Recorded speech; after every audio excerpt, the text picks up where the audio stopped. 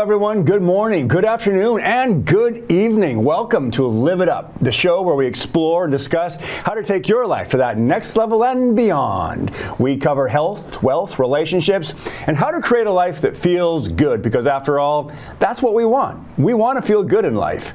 I'm your host and coach, Fletcher, and today on the show, we're going to be visiting with Jesse Tapia of Manson, Washington. I recently met Jesse at a business meeting, and he began sharing how personal development and a success mindset has impacted his life. And I was inspired. And as you know, when I meet people that inspire me, I want you to meet them as well and be inspired as well.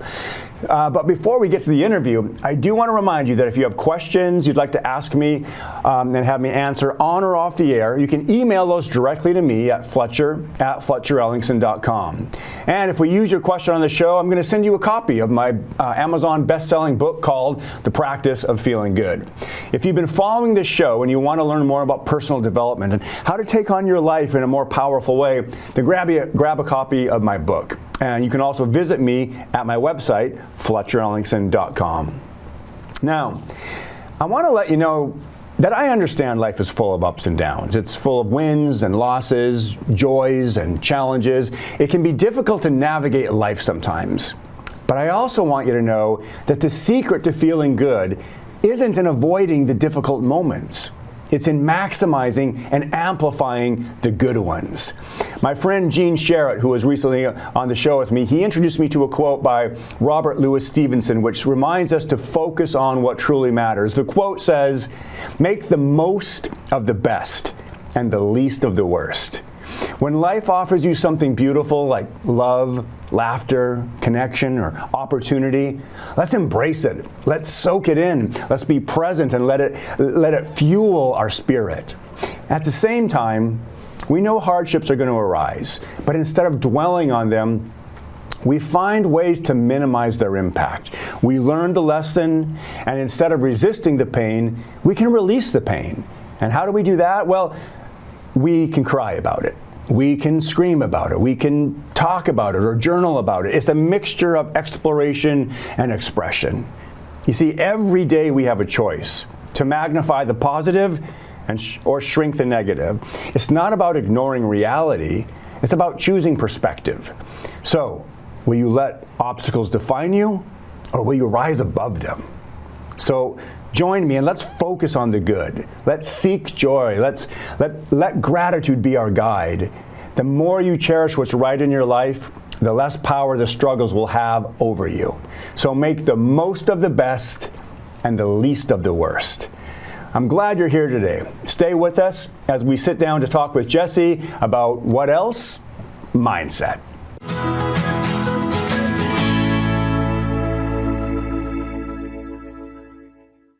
Hey everybody, welcome back to Live It Up. So glad you're here. So glad you're in this conversation. Hey, we're talking with Jesse Tapia this morning, and from Manson, and he works with JRCC, right? Yes. What does JRCC stand for? So Just Right Cleaning and Construction. Just Right Cleaning and Construction. Yeah. Okay, cool. Before we get into all that, and before we get into what we're going to talk about, mindset, we always start off with a couple wins because it's the practice of focusing on what's going well, right? Right. So what are a couple wins in your life? I think on a professional level is that I've had the blessing of working with like huge corporations, you know, like Amazon Web Services, Microsoft, World Vision, Schenker International, you know, that really has allowed me to travel the world, 15 countries. Right on. So, but at the same time, you know, just seeing what the huge corporate life is like, you know, I've always been in a different place at a different time zone. So that's one side of it. On a personal level, it also has allowed me to eat, pray, love. You know, the same thing. It's kind of like, hey, what is it like in this country? You know, what do they practice? What's working? What's not working? You know, and it allowed me to grow in so many different diverse levels because of the, you know, different cultures and religions and places in the world. You know, so that side of the personal was the most rewarding, I think. Yeah, really neat. Yeah, when you travel is one of the best educations, isn't it? It is. Because you're constantly exposed to things you've never seen before, you may not know anything about or very little about, and you're like experiencing new foods, new people. I mean, just everything's new, right? Right. Yeah, it's really an experience of expansion. Right.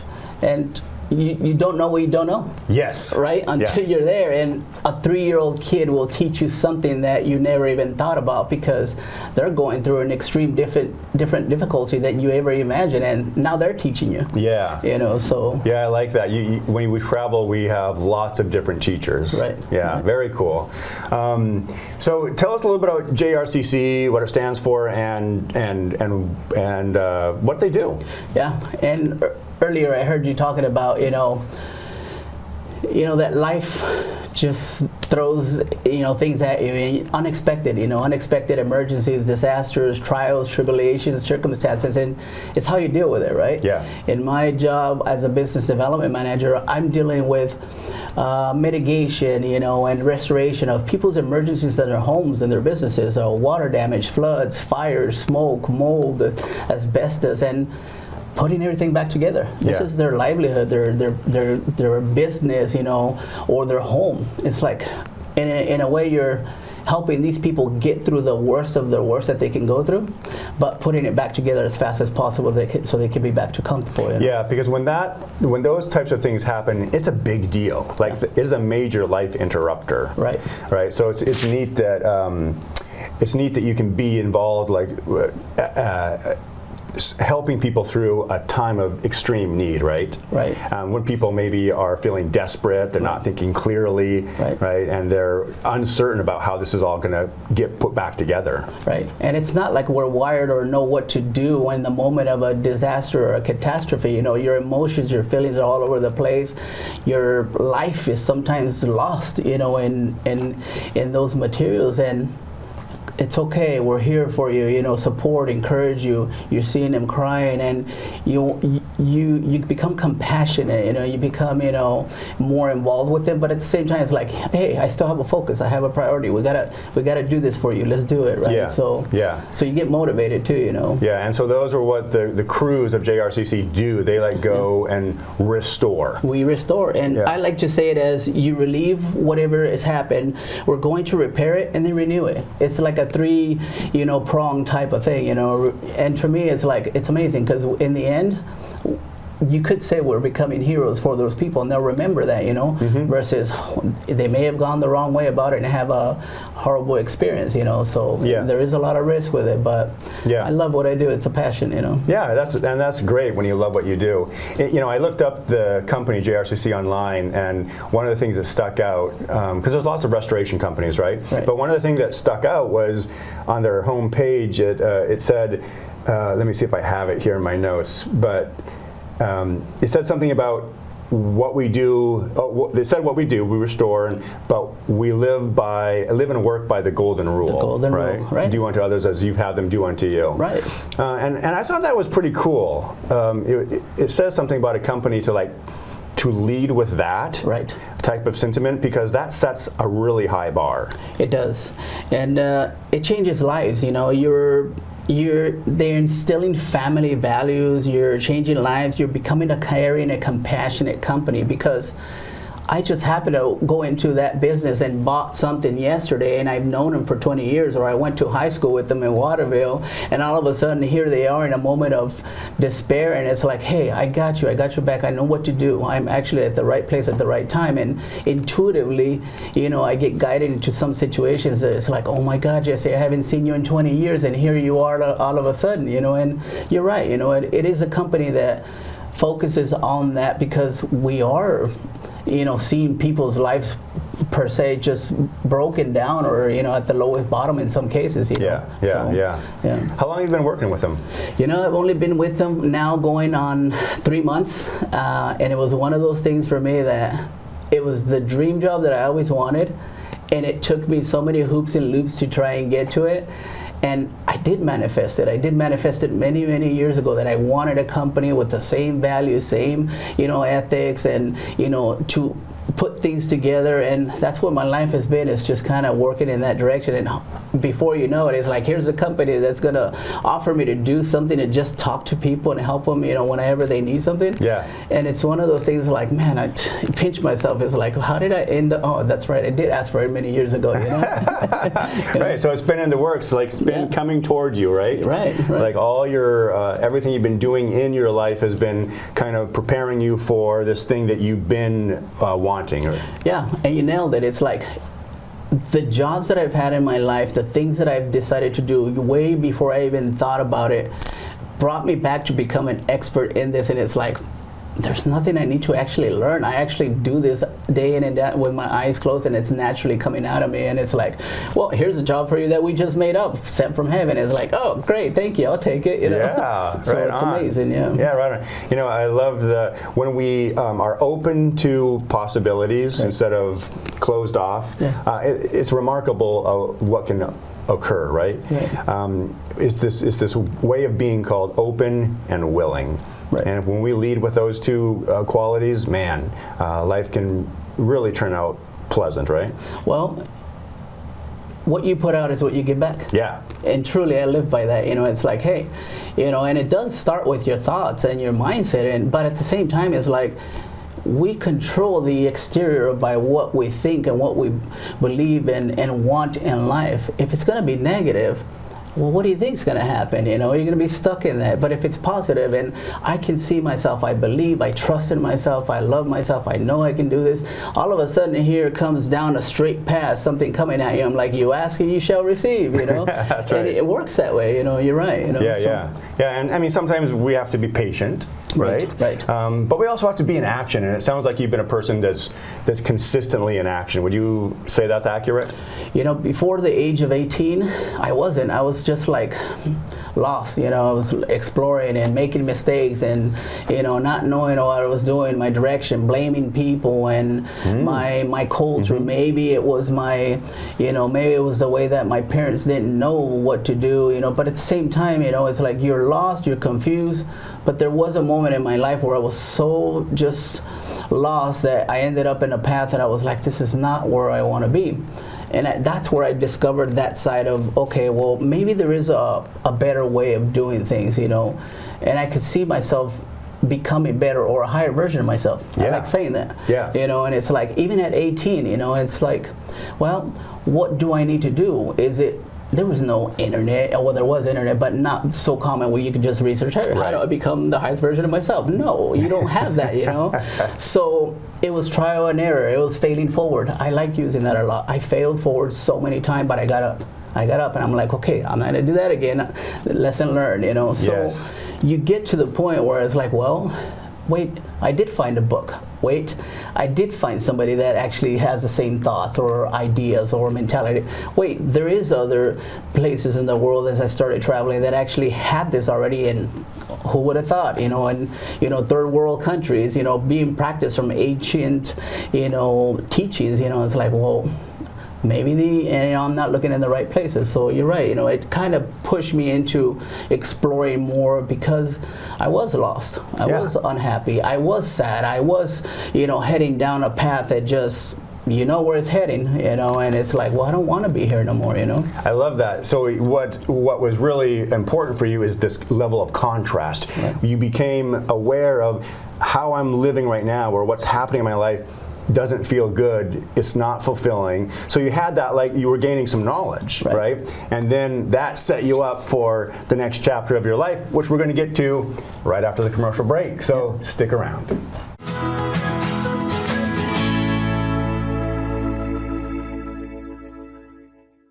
Hey everybody, welcome back to Live It Up. So glad you're here. We're having a great conversation with Jesse Tapia, or Tapia. Yes. Okay, one of them, right? Yes. And we're talking about mindset, and you were just sharing on the commercial break that, around 18 years old, you got clarity about what you didn't want. Right. And then you began having experiences and having clarity about what you did want. What was kind of the journey there? Was there a book? Was there a mentor in your life? Tell me a little bit about that. There was a lot of examples. Yeah. My family, my uncles, my aunts, just generation after generation repeated, same style, same way of living, not willing to change, very complacent. And to me, I was like, why do I have to be that way? Yes, I get it, you're teaching me something, but do I really have to upload that into myself, or do I really have to accept it? Or I do have the will and the power and the decision to make something else. Let me try it and see what happens. Worst case, I'm going to fall and fail forward, but at least I won't, wonder what if, Yeah, so you began to look at how can I interrupt some of these generational patterns. Right. Yeah. And it wasn't looked at very good from the family. They were like, hey, this is your culture, this is tradition, this is the way we are. No, it's not. Who said that, And to me, I questioned those things because inside of me, I was like, it's not right, it's not right. So I paid more attention to the inner side of myself. I'm like, look, there has to be some other dimension or consciousness or way of living, and some of us may have that already, where we know we're just in the wrong year, and it's like, I could have been better in this year or this century or something else. But at the same time, it's like your soul tells you, your heart tells you, your mind tells you, you're like, man, I could be way better than this, I know I'm better than this. And it's an intuition, a little spark inside of you that lit up that one night that I was meditating. I felt like something came over me, and it was like an awakening. It was like, wow, hold on a second, what is this? I've never felt this before. And it was a two-way conversation, and I'm like, well, okay, I usually talk to myself, but why is there answers coming back that I've never even asked, but I could hear the thoughts, and it was like, okay, am I going crazy or what, But the questions were more of a positive affirmations of, hey, you're on the right path. You did waken up something in yourself. There is something more to follow into this, That allowed me to explore different avenues, different books, and, start asking questions to people. And every 6 months I would run into somebody. I remember I was 18, and I would have a conversation with them, and it was one person that told me he was a shaman in Mexico. He's like, when you meet somebody in life, there's 3 reasons why. And it's not somebody you meet at the corner, crossing the sidewalk and, hey, how you doing? It's more like, look, it's going to be a conversation. Either you're going to teach that person something, or she or he is going to teach you something, or you're both going to learn something together and evolve. Yeah. I'm like, that's genius. I'm like, okay, so we're here to help each other and learn from each other. Yeah. But then I got it. Then I was like, okay, so let me explore more into this, So I love that whole concept when we meet people. And I remember when, I met you a couple times at 2 different meetings, and we spoke at the last one, and I said something like, it was great to meet you, Jesse, and you're like, yeah, I believe this was a divine appointment. Yes. Right? Yes. And I love that idea. Like, we have these divine appointments where one of 3 things might happen.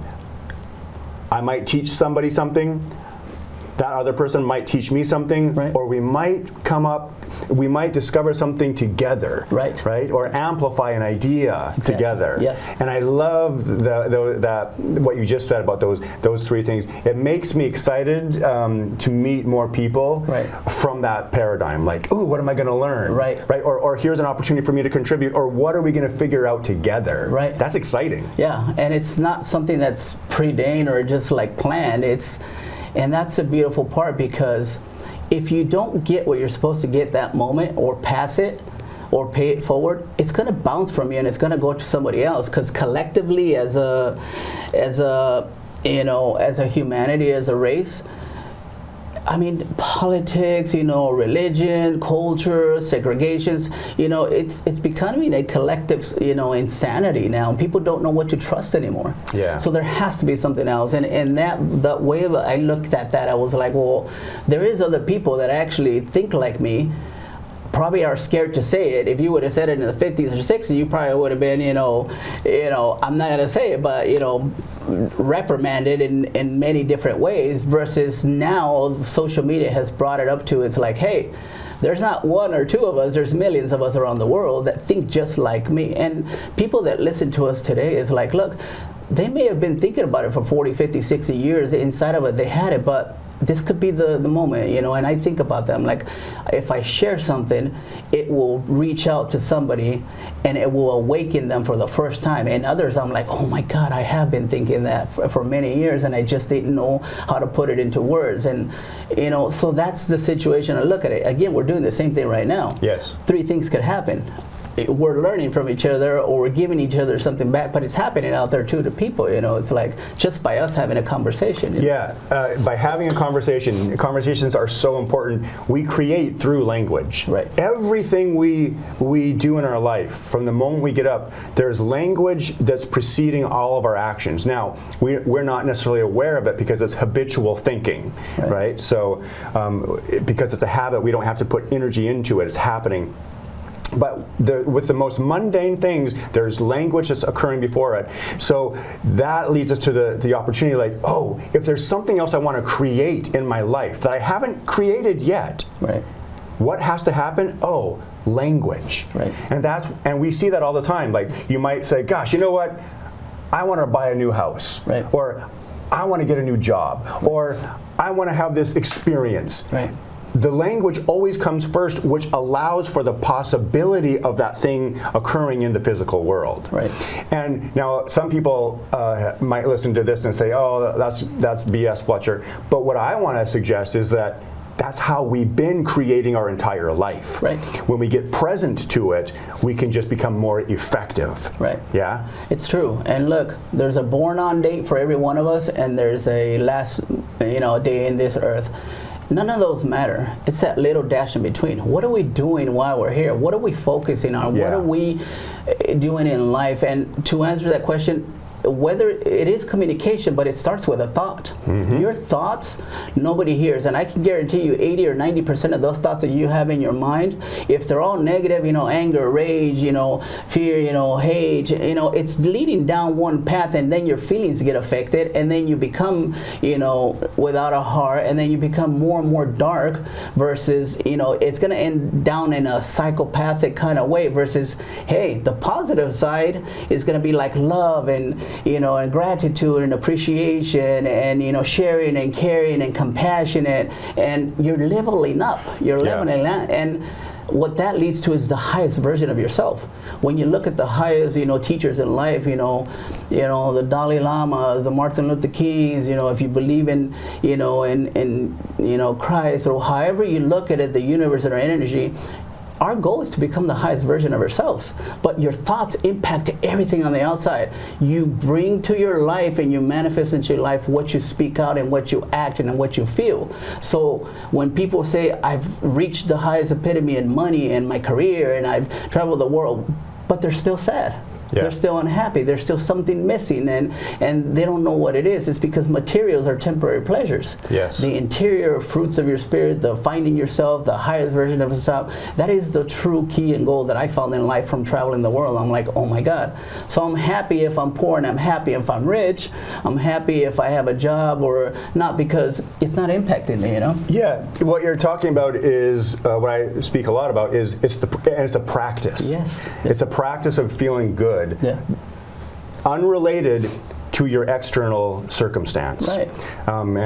So yeah, and it sounds easy, like, oh yeah, I'm going to feel compassionate and caring and connected.